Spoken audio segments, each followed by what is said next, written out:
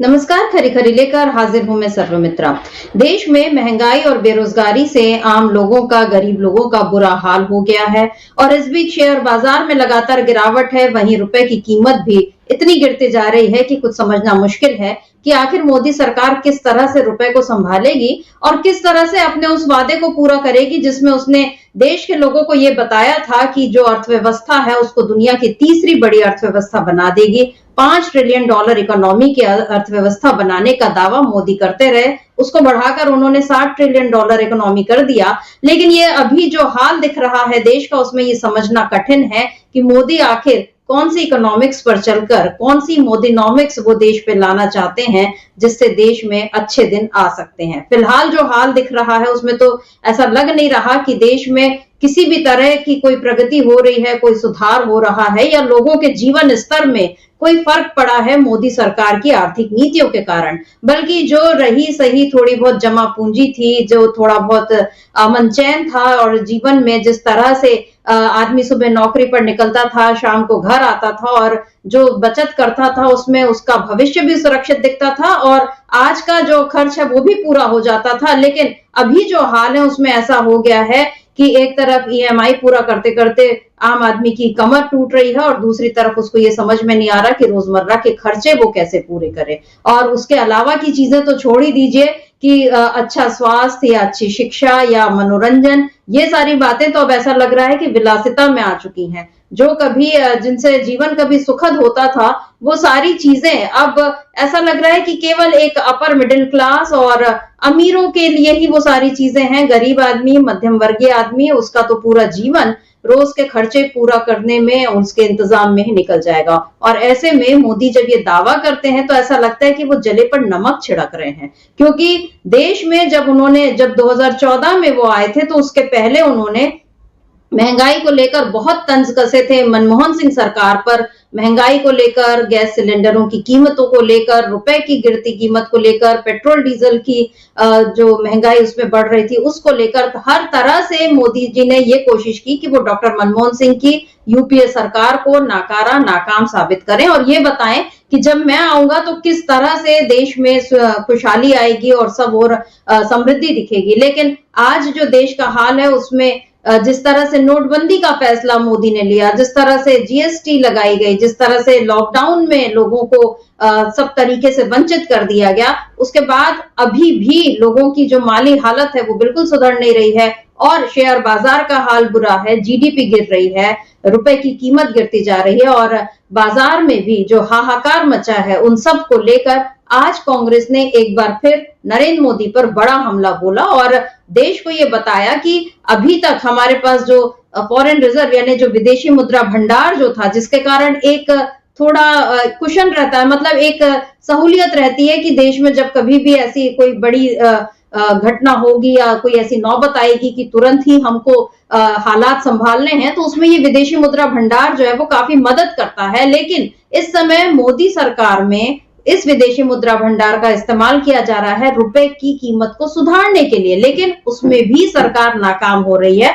तो ये सिरे से दिख रहा है कि मोदी जी की जो इकोनॉमिक्स है, उनकी जो अर्थनीति है, उनकी जो अर्थव्यवस्था है वो देश में पूरी तरह से फेल हो चुकी है। और इसी पर आज कांग्रेस ने एक बार फिर नरेंद्र मोदी को घेरा और घेरा क्या बल्कि बुरी तरह धो दिया, क्योंकि सुप्रिया श्रीनेत जो कांग्रेस की नेता, उन्होंने आज एक प्रेस कॉन्फ्रेंस की और उसमें उन्होंने इस तरह से सारे बिंदुओं को सामने रखा कि मोदी सरकार की आर्थिक नीति की पोल पूरी तरह से खोल दी। और आप जानते हैं कि राहुल गांधी भी लगातार मोदी सरकार की आर्थिक नीतियों पर बात करते रहे हैं। वो ये बताते रहे हैं कि कैसे A1 और A2 के लिए मोदी सरकार ने सारी व्यवस्थाएं की और कैसे गरीब आदमी को छोड़ दिया उसके अपने हाल पर। राहुल गांधी कभी टैक्सी वाले के साथ बैठते हैं, कभी वो गिग वर्कर्स के साथ बैठते हैं, कभी वो सब्जी मंडी जाकर सब्जी वाले से मुलाकात करते हैं, कभी वो महिलाओं के बीच पहुंच जाते हैं और हर तबके के बीच पहुंचकर वो ये समझना चाहते हैं कि आखिर उनके जीवन में जो कठिनाइयां हैं वो क्यों हैं। और उसका सबका जवाब एक ही तरह से सामने आता है कि जो सरकार की नीतियां हैं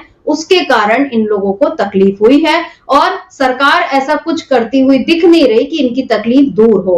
बेशक 5 किलो अनाज आप मुफ्त में दे रहे हैं, लेकिन ये तो आपकी ही असफलता का द्योतक है। ये बता रहा है कि अगर आप अपने लोगों को रोजगार न देकर, आप उनको सम्मानजनक जीवन की व्यवस्था न करके आप उनको 5 किलो अनाज की लाइन में खड़ा कर रहे हैं, तो इसका मतलब है कि आपकी नीतियां कहीं न कहीं नाकाम हो रही हैं। लेकिन मोदी इस 5 किलो अनाज को एक मेडल की तरह, एक तमगे की तरह अपने सीने में लगाए फिरते हैं और बताते हैं कि देखो मैं कितना भला कर रहा हूं गरीबों का। लेकिन सवाल यही है कि गरीबों का भला वो करने के चक्कर में, या गरीबों का भला वो अपना बताते हैं, आप वो ऐसा कुछ क्यों नहीं करते कि देश से गरीबी कम हो, देश में गरीबी बढ़ती क्यों जा रही है? ये जो मूल सवाल है, इनसे मोदी लोगों का ध्यान भटकाना चाहते हैं। लेकिन कांग्रेस ने आज उन्हीं सवालों पर एक बार फिर देश का ध्यान दिलाया है। क्या कुछ कहा है सुप्रिया श्रीनेत ने, उस प्रेस कॉन्फ्रेंस का एक छोटा सा हिस्सा सुनते हैं, उसके बाद हम इस चर्चा को आगे बढ़ाते हैं। सुन। एक बड़े महान अर्थशास्त्री ने कहा था, जैसे जैसे रुपया गिरता है वैसे वैसे प्रधानमंत्री की प्रतिष्ठा भी गिरती है। मेरे सूत्र तो मुझे बता रहे हैं कि प्रधानमंत्री आवास और कार्यालय में बड़ी खुदाई चल रही है। ढूंढा जा रहा है खुदाई कर करके कि कौन से गड्ढे में प्रधानमंत्री की प्रतिष्ठा जाकर घुस गई है। पता नहीं आपके सूत्र आप लोगों को बता रहे हैं कि नहीं बता रहे हैं। रुपया अपने सबसे निचले स्तर पर $1 के मुकाबले, प्लीज चेंज द ग्राफिक, 87 के पार लगाने को बेआबरू है। 86-95 तक आ गया था, फिर थोड़ी विदेशी मुद्रा भंडार को कम किया गया, जैसे तैसे 86-30 पर संभाला गया। लेकिन कुछ ही दिनों और कुछ ही घंटों की बात है, 87 भी पार हो जाएगा। और यहां पर इसलिए यह बात बतानी जरूरी है क्योंकि जब नरेंद्र मोदी इस देश के प्रधानमंत्री बने मई 2014 में, तब उनको हमने रुपया 58 पे दिया था। चौथा ग्राफिक लगाइए। $1 के मुकाबले मई 2014 में रुपया 58 था। जनवरी 2025 आते आते वो 87 पहुंच गया है। अकेले नरेंद्र मोदी ने रुपए को 50% डुबो दिया, रुपया पतला होता जा रहा है, यही कहते थे वो, और उसको पतला वो करते जा रहे हैं। और ये भी कहते थे मैं शासन में बैठा हूं, मैं समझ सकता हूं। अब तो आप प्रधानमंत्री बने बैठे हैं, क्यों नहीं समझ पा रहे हैं? 58 पे रुपया दिया गया, उसको 87 पे पहुंचाया, मतलब 29 रुपए के करीब करीब रुपया गिरा। और 50% डाउन है रुपया नरेंद्र मोदी जी के शासनकाल में। और ऐसा नहीं है कि रुपए को बचाने के लिए कुछ किया नहीं गया, पूरी ताकत लगाई जा रही है आरबीआई की ओर से। विदेशी मुद्रा भंडार, अगला ग्राफिक दिखाया जाए, 5वां। सितंबर 2024 में पीक पर विदेशी मुद्रा भंडार था $704 बिलियन। उसमें से लगभग $80 बिलियन खर्च कर दिया गया कि किसी तरह से तो संभले रुपया, लेकिन वो रस्साकशी चल रही है और रुपया संभल नहीं रहा है। $80 बिलियन खर्च किए गए, मतलब करीब करीब 6,83,000 करोड़ रुपए खर्च किए गए कि रुपया 87 ना पहुंच जाए। लेकिन रुपया तो गिरता ही जा रहा है, गिरता ही जा रहा है और गिरता ही जा रहा है। तो रुपया गिरता ही जा रहा है और मोदी सरकार जितनी भी कोशिश कर रही है वो रुपए को संभाल नहीं रही है। और इसका मतलब तो यही समझ में आता है कि या तो कहीं नीति में खोट है या फिर नीयत में खोट है। तो मोदी सरकार की नीति और नीयत क्या है ये तो सरकार बेहतर जानती है, मोदी बेहतर जानते हैं। लेकिन उसका नतीजा ये हो रहा है कि आम आदमी जो है उसका जीवन कठिन से कठिन होता जा रहा है। और जिन अच्छे दिनों का वादा मोदी ने किया था वो अच्छे दिन अब दूर दूर तक देखने नहीं मिल रहे हैं। तो किस तरह से मोदी सरकार की आर्थिक नीतियों के कारण देश में और बाजार में मच गया है हाहाकार, आज इसी पर हम खरी खरी चर्चा करेंगे। हमारे साथ जुड़े हुए हैं डॉक्टर राकेश पाठक जी। राकेश जी नमस्कार, स्वागत आपका इस कार्यक्रम में। राकेश जी राकेश जी कल हम लोगों ने चर्चा की थी कि किस तरह से विदेश नीति जो है मोदी सरकार की वो नाकाम हो रही है और देश से लेकर विदेश तक उनका अंतर्राष्ट्रीय मंचों पर भी उनकी फजीहत होती जा रही है। और अब यही हाल हम ये देख रहे हैं कि देश में अब जो आर्थिक नीति है मोदी सरकार की, वो भी बिल्कुल नाकाम हो गई है। आपको याद होगा जब आए थे मोदी सत्ता में 10-11 साल पहले, तो उन्होंने बहुत सारे वादे किए थे और ऐसा बताया था कि नया भारत ही बिल्कुल बना देंगे, और जिस भारत में बिल्कुल वो राम राज्य, या जो कहेंगे हर तरफ बहुत खुशहाली होगी, स्वर्ग जैसा माहौल होगा, पूरा यही प्रोपेगेंडा तो यही किया गया था, यही प्रचार किया गया था। आज जो स्थिति है उसमें जिस तरह से हम ये देखते हैं कि गरीबों को किस तरह से जूझना पड़ रहा है, सबसे बड़ी नाकामी तो यही है कि वो 5 किलो अनाज के लिए खड़े होते हैं लाइन में, और जिस मनरेगा को मोदी ने खुद ने उन्होंने गड्ढा बताया था, ये कि ये आपके नाकामी को बता रहा है, ये गड्ढा है, वही मनरेगा जो है वो काम आया लॉकडाउन के वक्त में।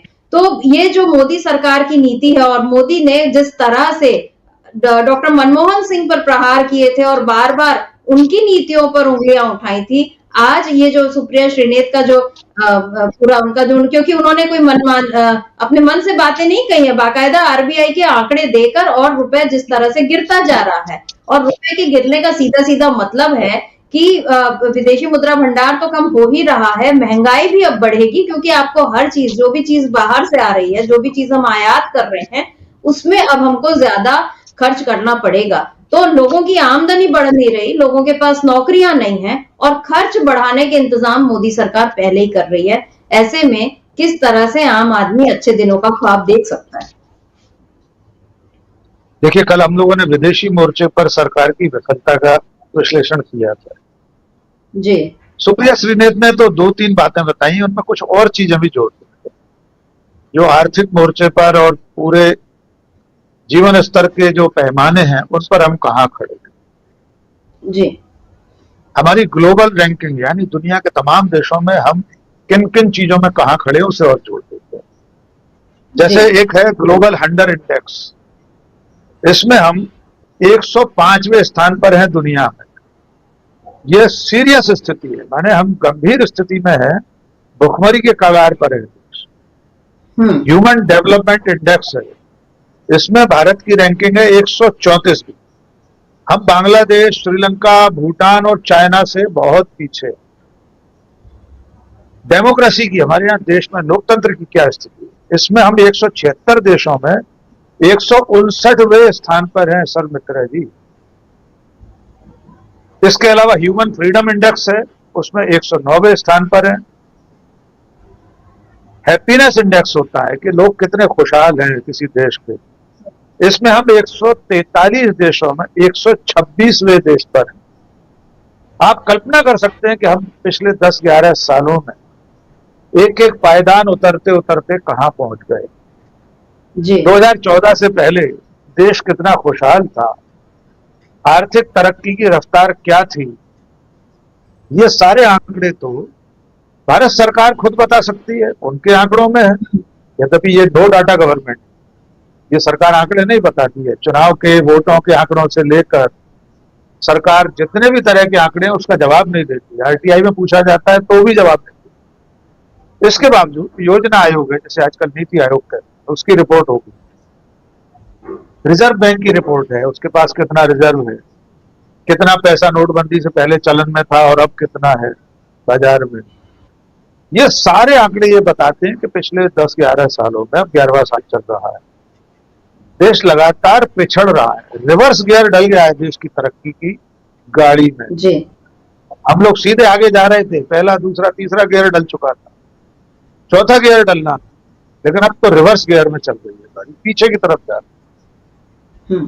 सबसे बड़ी बात यह है कि इस आर्थिक बदहाली से पूरा देश परेशान। 81 करोड़ लोग, 80 करोड़ से ज्यादा लोग 5 किलो अनाज पर अपना जीवन यापन कर रहे हैं। लोगों को रेल यात्रा के लिए सुविधाएं हासिल नहीं। तीज त्योहार पर क्या हालत होती है रेलवे स्टेशनों की, हम देखते हैं जी। ऐसा एक भी मानक नहीं है जो स्वास्थ्य से संबंधित हो, शिक्षा से हो, परिवहन से हो, जीवन की जितनी भी आवश्यकताएं हैं, और जो सरकार की जिम्मेदारी में, एक लोक कल्याणकारी राज्य में, एक वेलफेयर स्टेट में जो चीजें सरकार के जिम्मे हैं, उनमें से किसी एक भी काम में ये सरकार अप टू दी मार्क साबित नहीं हुई। आपने बिल्कुल ठीक गिनाया कि जिस मनरेगा को प्रधानमंत्री संसद में खड़े होकर यूपीए सरकार की विफलताओं का स्मारक कह रहे थे, लेकिन साथ में कह रहे थे मैं इसको बनाकर रखूंगा। अरे भाई, अगर कोई चीज विफलता का स्मारक है, पूरी तरह से फेल्योर है वो स्कीम, तो आपने उसको कंटिन्यू क्यों किया? इसका मतलब यह है कि वो असफल नहीं थी योजना। उसी की बदौलत आपने कोरोना काल में और बाकी के दिनों में आर्थिक पतन के दौर में इस देश को बचाए रखने का काम किया है। लोगों को उससे रोजगार मिला है, रोजी रोटी, काम का अवसर मिला है उससे, क्योंकि आपने तो रोजगार दिए नहीं। 2 करोड़ रोजगार सालाना देने का वादा था नरेंद्र मोदी। कितने रोजगार दिए गए जानकारी नहीं है। देश के लोग यूक्रेन में जाकर, इजराइल में जाकर शहीद हो रहे हैं क्योंकि रोजगार नहीं है। उत्तर प्रदेश के मुख्यमंत्री कहते हैं हम यहाँ लाइन लगा देंगे, दुनिया भर के लोग यहाँ नौकरी मांगने आएंगे। लोग तो देश छोड़ छोड़ कर जा रहे हैं, अब जो निकाले जाएंगे अमेरिका से, उन्हें रोजगार कैसे मिलेगा यहाँ पर? तो मैं समझता हूं पिछले 11 साल आजादी के बाद सबसे ज्यादा असफल साल हैं। दुष्यंत कुमार ने जो लिखा है ना, कहा तो तय था चरागा हर एक घर के लिए, कहा एक चराग नहीं मयस्सर शहर के लिए। तो मोदी जी जो घर घर नौकरी देने वाले थे, अब तो शहर में एक आदमी को नौकरी नहीं करते, अस्पताल नहीं है इलाज के लिए। बहुत बदहाल है हमारे देश की वर्तमान स्थितियां। इसलिए कांग्रेस ने अगर उसे मुद्दे के रूप में उठाया है तो देश के लोगों को उस पर कान देना चाहिए, सुनना चाहिए कि हम कहां पहुंच गए। सिर्फ मंदिर मस्जिद की राजनीति, नफरत की राजनीति में जिंदगी के जो जरूरी सवाल हैं वे पूछना बंद कर दिए थे। जी सर, बिल्कुल जी बिल्कुल, जिंदगी के जरूरी सवाल, क्योंकि जिन इंडेक्सेस की आपने चर्चा की, और ऐसा नहीं है कि वो कोई खिलवाड़ करने के लिए वो इंडेक्स बनाए गए हैं। पूरी दुनिया के देश गंभीरता से उस पर नजर रखते हैं कि उनकी रैंकिंग क्या है, और जो सरकारें, वेलफेयर स्टेट जिसको जो भी लोग कल्याणकारी सरकारें अगर वो अपनी जिम्मेदारी समझे तो उनकी कोशिश ये रहती है कि वो उन मानकों पर खुद को खरा उतरने की वो कोशिश करें, मतलब अपने आप को अपग्रेड करें। ये एक जिम्मेदार सरकार का काम होता है। और हमने देखा है कि दुनिया भर के तमाम देशों में, बहुत सारे देशों में जहां अच्छी सरकारें हैं वहां पर लोगों का जीवन स्तर सुधरा है। लेकिन हमारे यहाँ मतलब जिसको ये कहें कि कोड़ में खाज वाली हालत ये है कि आपको आईना दिखाया जा रहा है कि ये इंडेक्स में, इसमें आप गिर रहे हैं। तो यहाँ पर सरकार उस गलती को स्वीकार करने की जगह ये बोलती है कि आप हमारे खिलाफ अंतरराष्ट्रीय साजिश कर रहे हैं हर बात पर। चाहे आप प्रेस फ्रीडम की बात करें, चाहे आप हैप्पीनेस इंडेक्स की बात करें, चाहे आप हंगर इंडेक्स की बात करें, जितने भी उसमें हम नीचे गिरते जा रहे हैं, तो सरकार का सीधा सीधा जवाब होता है कि हम इनको नहीं मानते और ये हमारे खिलाफ साजिश है। क्योंकि मोदी अपने ही बनाए एक बुलबुले में कैद हैं, या उनको कैद रखा गया, उनको असली तस्वीर नहीं दिखाई जा रही, या मोदी सब कुछ जानते हैं और वो देश को असली तस्वीर नहीं दिखा रहे, ऐसा समझ में आता है। 2013 का मोदी का एक वीडियो है जिसमें वो मतलब उनका एक बाइट है जिसमें वो मनमोहन सिंह सरकार पर तंज कस रहे हैं और बता रहे हैं कि आप किस तरह से महंगाई का म भी नहीं बोलते हैं, और कैसे उन्होंने उन पर तंज कसे थे। और मकसद उनका साफ था कि आप कांग्रेस को हटाओ सत्ता से और हमको लाओ, और हम आएंगे तो हम सबके लिए अच्छा करेंगे। लेकिन आज मोदी जो कर रहे हैं, और जो 2013 में 11 साल पहले उन्होंने जो कुछ कहा था 12 साल पहले, सुन लेते हैं उसको तो समझ में आएगा कि हकीकत क्या है और किस तरह से देश को गुमराह किया गया। सुनते हैं नरेंद्र मोदी का 2013 का वो बयान। आप मुझे बताइए, अगर इसी प्रकार से महंगाई बढ़ती गई तो गरीब क्या खाएगा? आज प्रधानमंत्री यहां आए थे, लेकिन प्रधानमंत्री महंगाई का म बोलने के लिए तैयार नहीं है, महंगाई का म बोलने के लिए तैयार नहीं है। इनका अहंकार इतना है, महंगाई के लिए एक शब्द बोलने को तैयार नहीं है। मरो तो मरो, आपका नसीब। अरे गरीब के घर में चूल्हा नहीं जलता है, बच्चा रात रात रोता है, मां आंसू पी के सोती है, और देश के नेताओं को गरीब की परवाह तक नहीं है। मित्रों, यह गरीबी का हाल कर दिया है। 4 तारीख को वोट करने जाए तो जरा घर में जो गैस सिलेंडर है ना, उसको जरा नमस्कार करके जाइए। गैस सिलेंडर छीन लिए इन लोगों ने, और गैस जिस प्रकार से महंगा कर दिया है, याद करके जाइए।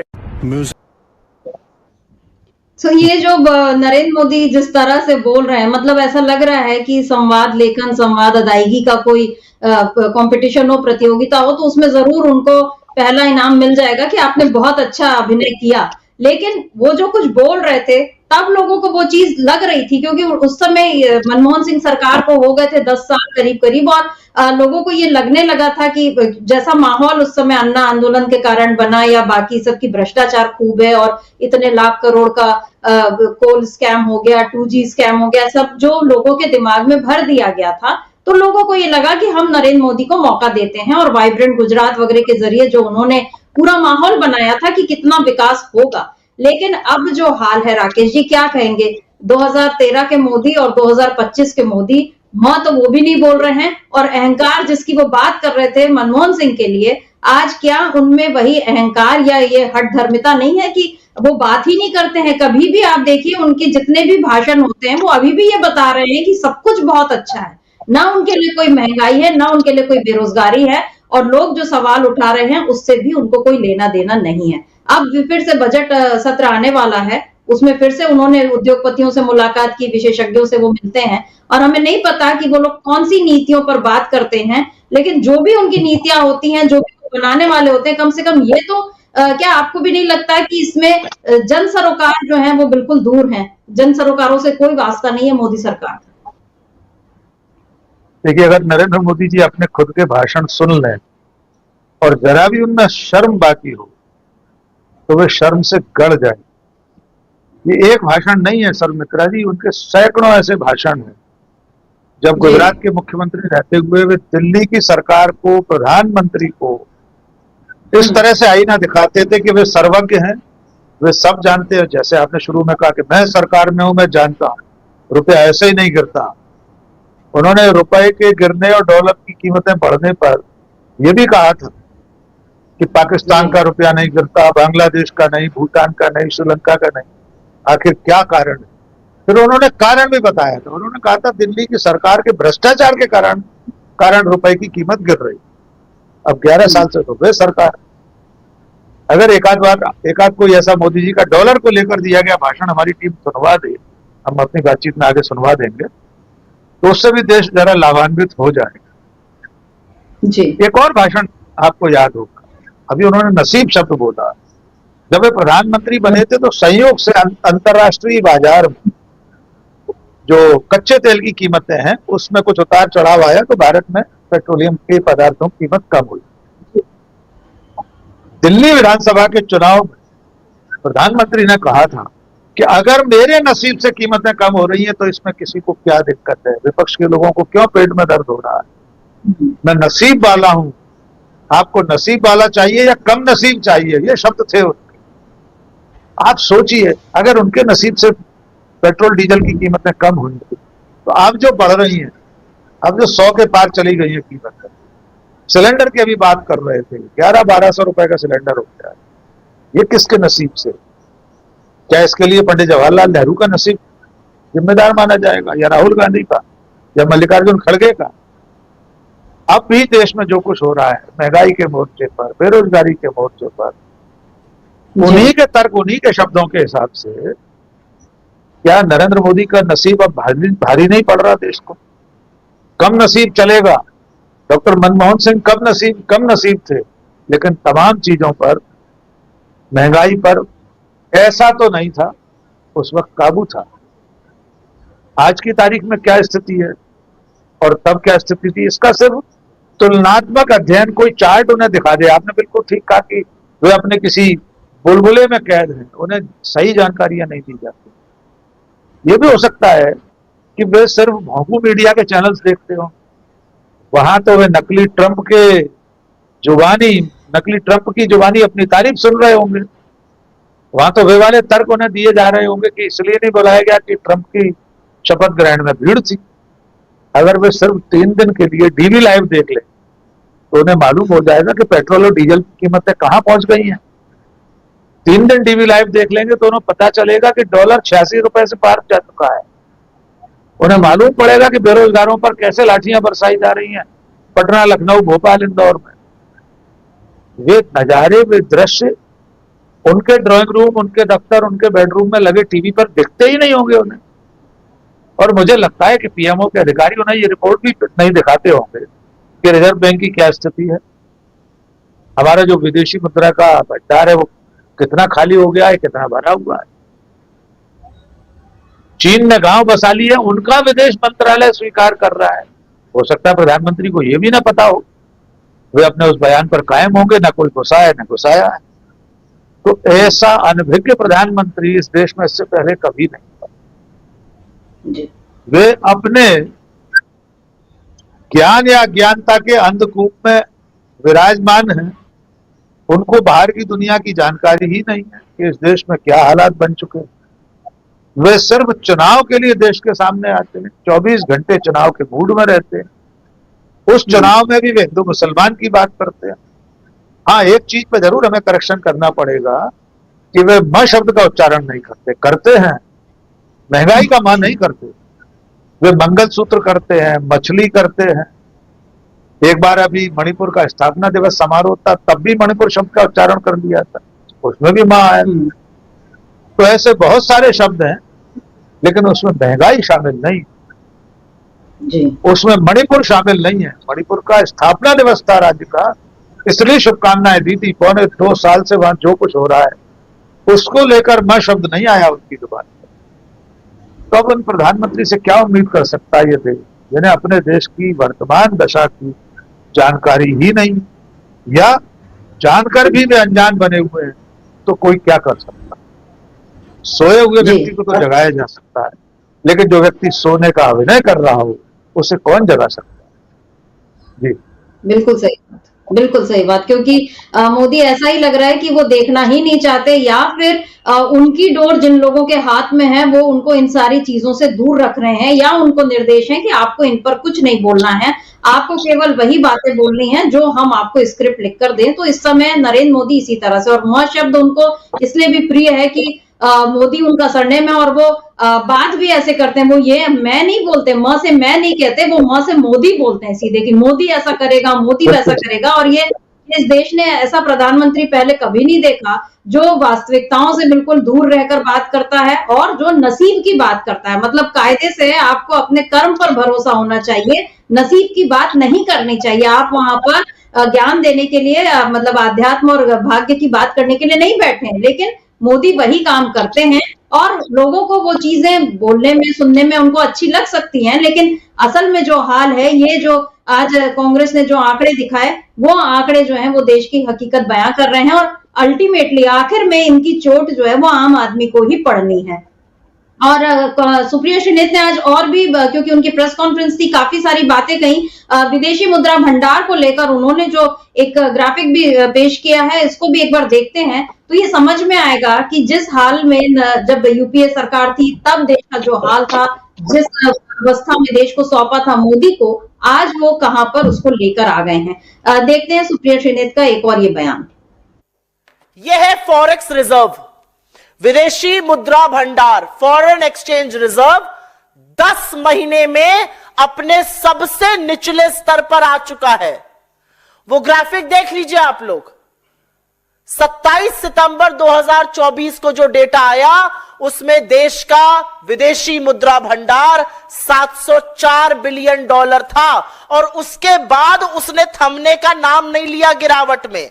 704 से 701 हुआ, फिर 690 हुआ। ये जो डेटा है ये आरबीआई हर हफ्ते निकालता है, आज भी निकालेगा शाम को, और वो गिरेगा। $704 बिलियन, 701, 690, 688, 684, 682, 675, 657, 654, 652, 634 और $625 बिलियन। $80 बिलियन इसमें से खर्च हो गए करीब करीब, कि रुपया बच जाए। फॉरेक्स रिजर्व पर खसोट खसोट के पैसा बहाया जा रहा है पानी की तरह, लेकिन रुपया संभाले नहीं संभल। तो राकेश जी, यहाँ उन्होंने पूरा बता दिया कि कितना, और ये 10 महीने के आंकड़े हैं, और ये जो उन्होंने बताया कि हर हफ्ते इसका वैल्यूएशन होता है, और आज शाम तक जो आंकड़े आएंगे पता चलेगा कि और ये भंडार गिर गया है। रुपए की कीमत भी, जब आज उन्होंने, सुप्रेश त्रिनेत ने और बताया कि जब देश आजाद हुआ था उस समय एक डॉलर की कीमत 3 रुपए 31 पैसे थी, और उसके बाद वो गिरता गया कई बार, मतलब इंदिरा जी के समय भी गिरा, राजीव जी के समय भी, अटल बिहारी वाजपेयी के समय भी सब उसमें गिरता रहा। लेकिन 2012 में ऐसा हुआ कि रुपया गिरकर 58 से 69 पर पहुंचा, लेकिन कांग्रेस सरकार ने, यानी मनमोहन सिंह की सरकार ने उसको वापस वो 58 पर ले आई। ये कमाल ही इसको कहना चाहिए, मतलब ये जादूगरी थी कि वो रुपए की कीमत को उसने मजबूत कर लिया। आज की स्थिति में तो हम ये चीज सोच ही नहीं सकते हैं। और दूसरी बात ये है कि ये जो उन्होंने बताया कि किस तरह से विदेशी मुद्रा भंडार गिर रहा है, एक और अभी हम ये देख रहे हैं कि अभी शेयर मार्केट जो है वो लगातार गिर रहा है, और अभी शेयर बाजार कम से कम पिछले 4 महीनों में बताया जा रहा है 12% जो है वो कम हो चुका है, गिर चुका है, क्रैश हो चुका है मार्केट, और उसमें बहुत से लोगों को बड़ा बड़ा नुकसान हो रहा है। मोदी सरकार उसकी चर्चा नहीं कर रही। और आर्थिक विशेषज्ञों का ये कहना है कि ये जो मार्केट गिर रहा है, इसकी सबसे बड़ी वजह यह है कि विदेशी निवेश जो है वो कम हो रहा है। एक तो विदेशी निवेश कम हुआ है, और दूसरा भारतीय जो है वो अपना निवेश जो है अब बाहर की कंपनियों में कर रहे हैं, यानी जिनके पास संपत्ति है वो बाहर ये कर रहे हैं। और आरबीआई के आंकड़े बता रहे हैं कि अप्रैल-अक्टूबर 2024 में भारत में शुद्ध एफडीआई प्रवाह घटकर 14.5 बिलियन डॉलर रह गया। और ये 2012-13 में एक बार ऐसा हुआ था कि तब ये जो प्रवाह था वो 13.8 बिलियन डॉलर रह गया था एफडीआई प्रवाह। अब जो है वो 10 साल बाद फिर ऐसी नौबत आ गई कि 14.5 बिलियन डॉलर रह गया है। और इसका कारण ये है कि विदेशी कंपनियां शेयर मार्केट्स में वो अपना निकाल रही हैं, और बिकवाली का खतरा बढ़ रहा है। और उसकी वजह भी ये है, विदेशी कंपनियां ऐसा इसलिए कर रही हैं क्योंकि जीडीपी गिर रही है, महंगाई बढ़ रही है, कॉर्पोरेट क्षेत्र में कमजोर प्रदर्शन हो रहा है, और इन सब से निवेशकों का भरोसा कम हो रहा है। ये सारी बातें, ये तो बहुत ही मतलब टेक्निकल बातें हैं, आर्थिक मामलों के जानकार इनको बेहतर बता सकते हैं। जो हम पढ़कर जितना समझ सकते हैं हमने वो चीज सामने रखी। लेकिन इसके साथ साथ हम ये देखते हैं कि माधवी बुद्ध जैसे लोग जो सेबी के प्रमुख बनकर बैठे हैं, उनके ऊपर इतने सारे इल्जाम लगते हैं और मोदी सरकार कोई काम नहीं करती। अदानी पर इतने इल्जाम लगे, मोदी सरकार ने कभी कोई जहमत नहीं उठाई कि वो कोई जांच अपनी तरफ से करने की कोशिश भी करे, दिखावा भी करे। हिंडनबर्ग की वो बंद हो जाती है तो उस पर खुश होते हैं कि ये अब बच रहे हैं। तो ये जो सारी चीजें, विदेशी निवेशकों का जो भरोसा कम हो रहा है, ये जो कारण नहीं बताए जा रहे, क्या ये कारण भी इसमें आपको लगते हैं? जो मेरी समझ है कि ये सारे कारण भी हो सकते हैं, क्योंकि भ्रष्टाचार कहीं ना कहीं से दिख तो रहा है विदेशी निवेशकों को भी भारत में। देखिए, जो कारण आपने गिनाए हैं वो कारण तो है ही। एक और महत्वपूर्ण कारण है, वो कारण है हमारे देश के भीतर जो सामाजिक ताना बाना इस वक्त चरमराया हुआ। जिस तरह से हिंदू मुस्लिम राजनीति, ईसाइयों के खिलाफ अभियान, आदिवासियों के खिलाफ नफरत का अभियान, ये सारी चीजें पूरी दुनिया के सामने जाती हैं। सर मित्रा जी, पूरी दुनिया एक छोटा सा गांव है, ग्लोबल विलेज कहते हैं इसीलिए उसे। खास तौर से इंटरनेट के आविर्भाव के बाद दुनिया के किसी कोने में कुछ भी होता है तो बाकी की दुनिया उससे बेपरवाह, नावाकिफ नहीं रही। भारत में अगर मॉब लिंचिंग हो रही है, मुसलमानों के नाम पर कुंभ तक में नफरत की गतिविधियां चल रही है, तो मुसलमानों को दुकान नहीं लगाने दी जाती, चलती ट्रेनों में हत्याएं हो रही हैं, ये सारी चीजें भी बाहर दुनिया भर के लोगों की जानकारी में है जी। तो जिस देश में आंतरिक हालात धीरे धीरे ऐसे हो रहे और उसे भी सत्ता का संरक्षण मिला, तो वो दुनिया शिनाख्त कर रही है, इस बात को जान रही है कि जो लोग इस वक्त पावर में हैं, जो लोग सत्ता में बैठे हैं, वे लोग ही इस नफरत की राजनीति को बढ़ावा दें।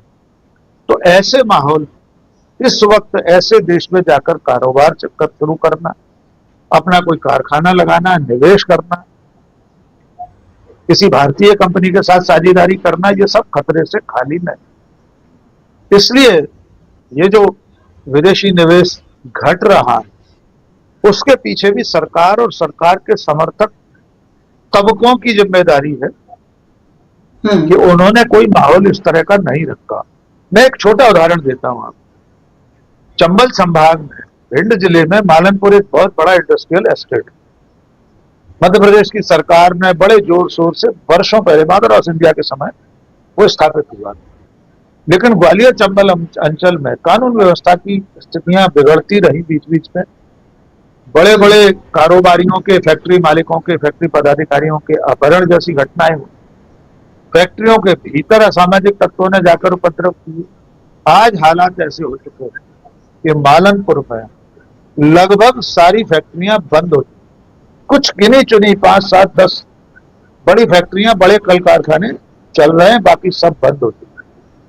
खुद मध्य प्रदेश की सरकार की साझेदारी में एक लोहे का कारखाना बहुत बड़ा शुरू हुआ था, वो भी बंद हो गया, कबाड़ में बदल चुका है। हजारों करोड़ का प्रोजेक्ट, सैकड़ों करोड़ का प्रोजेक्ट। तो एक छोटा सा सैंपल है कि अगर किसी इलाके में कानून व्यवस्था की स्थिति अच्छी नहीं, वहां का सामाजिक परिवेश ठीक नहीं, तो निवेशक वहां से अपना हाथ खींच लेते हैं। इस देश के ही लोग जो मुंबई, दिल्ली, कोलकाता, बेंगलोर, हैदराबाद के जो कारोबार करने आए थे पालनपुर में, उन्होंने वहां से अपने कारखाने बंद कर दिए। यही स्थिति अगर व्यापक फलक पर देखें तो हमारे देश, दुनिया की नजरों में आज हमारे यहाँ के हालात अच्छे नहीं। सरकार में बैठे लोग जिस तरह काम कर रहे हैं, जिस तरह चंदा वसूली होती है इलेक्टोरल बॉन्ड को लेकर, सब कुछ सामने है। तो जो निवेशक यहाँ काम करने आएगा उसे इस तरह का चंदा भी देना पड़ेगा। चंदा भी क्या है, वो चंदे की शक्ल में चौथ वसूली है, एक्सटॉर्शन है। सेबी का आपने उल्लेख किया, ये सब लोग सत्ता के साथ इस आर्थिक लूट खसोट में शामिल है और उन पर कोई कार्रवाई नहीं है। ये सारे कारण मिलकर ऐसी परिस्थितियां बनाते हैं कि लोग निवेश करने से बच रहे, लगातार निवेश घट रहा है। और इसी का प्रभाव फॉरेक्स की चर्चा की सुप्रिया सुलेख ने, अंत में इसका खामियाजा देश को भुगतना पड़ता है। हमारे खजाने पर जो चोट लगती है उसका नुकसान अंततः देश की आर्थिक प्रगति को सहना पड़ता है, और उसका अंतिम जो मार है, उसकी जो चोट है, वो हम सबको लगती है। नागरिकों को, देश क्या है, हम सभी लोग तो देश हैं। तो जब खजाना खाली होगा तो हम सबको भुगतना पड़ेगा, हर गरीब अमीर को। एक बात रह गई थी, उसका भी उल्लेख करूं। पिछले 10-11 सालों में इस सरकार ने धन्ना सेठों का कितना कर्जा माफ किया है, 12 लाख करोड़ से ज्यादा का। संसद में जवाब दिया वित्त राज्य मंत्री। कितने धन्ना सेठ सरकार की मदद से, सरकार के संरक्षण में देश छोड़कर विदेश में जाकर बस गए, भाग गए। हजारों करोड़, लाखों करोड़ का कर्जा बैंकों का बचाकर बिना अदा किए चले गए। आखिर इसका अंतिम भुगतान अदा करने वाला कौन है? भारत का आम नागरिक, टैक्स पे करने वाला, जो माचिस खरीदता है तब भी टैक्स देता है, जो रोड पर चलता है तब भी टैक्स देता है, और उसके टैक्स से दिए गए पैसे लेकर ये धन्ना सेठ विदेशों को भाग जाते हैं या यहाँ रहते हैं, तो कर्ज अदा नहीं करते, लाखों करोड़ रुपए खा जाते। जी बिल्कुल। एफडीआई जो है देश में पिछले 12 सालों में सबसे कम हो गया है, और ये भी आंकड़े हैं कि भारतीय कंपनियों का विदेशों में निवेश 12 सालों में सबसे अधिक है। तो ये स्थिति जो है वो समझ में आ रही है कि एक तरफ 12 सालों में विदेशी निवेश सबसे कम हुआ और भारतीय निवेश जो है वो बाहर बढ़ रहा है, यानी कुल मिलाकर देश का पैसा बाहर जा रहा है। और अभी आप जिसकी बात कर रहे थे, जो वित्त राज्य मंत्री, उन्होंने जो संसद में ये बताया था, राज्यसभा में जो पूर्व सांसद थे जवाहर सरकार, उन्होंने ही एक पत्र, मतलब उन्होंने एक सवाल जिसके जवाब में उन्होंने बताया था कि नरेंद्र मोदी के पहले 10 सालों के दौरान 16.11 लाख करोड़ रुपए माफ कर दिए गए। अब वो माफ करने का मतलब यही है कि इस देश की जनता को 16 करोड़ 11 लाख रुपए जो हैं इस देश की जनता की जेब से चले गए। और यूपीए सरकार 16 लाख करोड़ जी, 16 लाख करोड़ जी 16 लाख करोड़, 16 लाख